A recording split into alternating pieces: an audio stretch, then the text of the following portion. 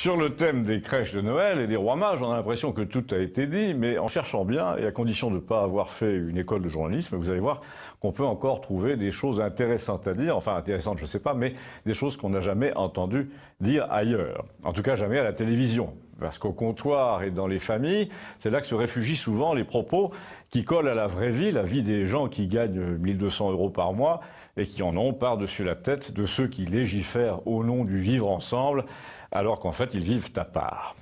Je vais vous donner un exemple, c'est une fille de Campagnole qui travaille à la mairie de la grande ville voisine et qui, pendant qu'on prenait un café, me disait « En ce moment, ils font partout la chasse aux petits santons. Tu sais, moi j'en ai un sur mon bureau à côté de la gomme. Ils disent que c'est religieux, que c'est pas bien, etc. » Mais moi, je leur expliquais que même les athées, les agnostiques aiment bien ça. C'est une bonne occasion de faire des trucs avec ses enfants, de se réunir autour d'un jeu amusant, éducatif, l'âne, le bœuf, les petits moutons. Certaines crèches sont comme un énorme Lego, me dit-elle. On fait des ponts, des moulins, on fabrique un paysage avec du papier craft qu'on peint à la bombe ensuite. Alors les dingos de la laïcité, c'était son mot à cette fille, te disent « Non, non, non, c'est une mythologie, c'est une aliénation, enfin et tout ça. » Et surtout pas de crèche à la maison, et pas à la mairie non plus. Mais en même temps, me dit-elle, tous ces hystériques, c'est quand même eux qui achètent à leurs gosses des petites figurines en plastique de la guerre des étoiles. Les Yoda, Darth Vader, Yann Solo, la princesse Leila, c'est quoi? Et les laissent faire un décor dans leur chambre pareil, ou dans le salon, avec du papier craft peint à la bombe pareil, sauf qu'il n'y a pas Jésus et la Sainte Vierge.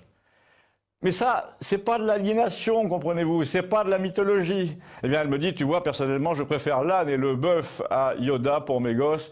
D'ailleurs, les rois mages, c'était de la diversité aussi, comme ils disent. Ils venaient apporter des cadeaux de l'Orient, qu'est-ce qu'ils veulent de mieux? À l'époque, les religions étaient complémentaires. Maintenant, il y a toujours un crétin dans la classe pour dire à tes gosses que ses ancêtres ont souffert à cause des leurs. Je te jure, finit-elle, c'est pénible. Et là, un de mes voisins à qui je racontais ça a ajouté à la raison, autrefois, les crèches, c'était pas du tout militant. On faisait ça comme on monte un train électrique. Tout ce qu'ils ont gagné, c'est que ça l'est devenu militant.